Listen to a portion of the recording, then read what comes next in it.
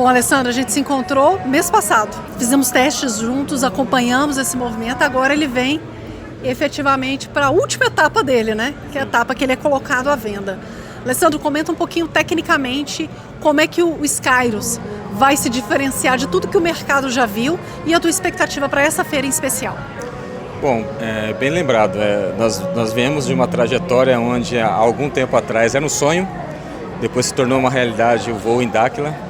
E agora nós estamos oficialmente colocando o produto à prova junto com os clientes, né? Nós estamos aqui apresentando ao público o que nós, grandes idealizadores, né, de tecnologia e de querer melhorar a vida, principalmente do homem do campo aqui, brasileiro, propor uma tecnologia desenvolvida no Brasil, feita por nós brasileiros.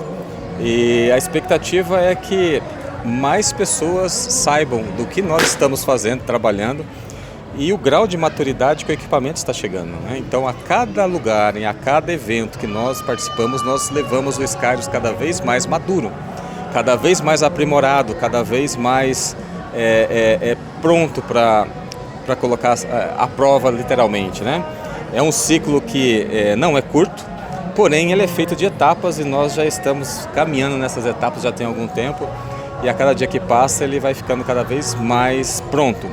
A expectativa e a inovação que as pessoas têm visto aqui é que, quando eles passam dos drones que anteriormente estavam como os maiores aqui no Brasil, são simplesmente drones que caibem dentro do Skyros, né? É isso? Exato. O maior drone caberia dentro dele? Acho que uns 4 drones que eram antes maiores em campo, cabe dentro do nosso aqui, em proporção, né? Eu estava comentando com um amigo aqui há poucos minutos que, se nós pegarmos o maior drone que está voando hoje no campo e compararmos com o Skyros, ele é um pouco mais fraco do que apenas um braço do nosso Skyros. Se nós pegarmos 2 motores desses que estão aqui nos braços e pegarmos a potência que ele tem de empuxo, de suspender peso, é mais força do que um drone desse maior que hoje está voando no campo. Então dá para ter uma ideia do poder e da potência que o nosso equipamento tem e da gama de utilidades que nós podemos colocar dentro dessa plataforma de voo que é o Skyros. Ele é um hub, uma plataforma de voo onde nós podemos colocar diversas aplicações, inclusive a de campo, né, de pulverização, entre outras coisas a mais. E aí vai até onde a imaginação nossa levar.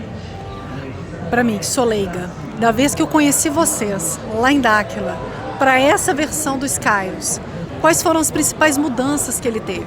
Para o pessoal em casa que acompanha o nosso canal, ter essa visão de evolução que a gente alcançou de talvez outubro, novembro do ano passado para cá. Bom, se você olhar fisicamente, pouca coisa você vai ver diferente, porque o físico é o que menos se muda literalmente durante um processo de projeto. Mas o que está dentro, a inteligência, o software embarcado, a aura de tecnologia envolvendo o equipamento, isso mudou demais. Então, os algoritmos que estão aí dentro, cada vez mais precisos, cada vez mais inteligentes, o controle de voo cada vez também mais preciso. E isso é uma evolução constante, onde nós só conseguimos ver durante os voos. Mensurar fisicamente é muito difícil, porque a caixinha, o computador de bordo continua mesmo lá dentro, mas o software que está lá dentro cada vez mais é aprimorado, cada vez mais ele evolui um patamar cada vez mais alto.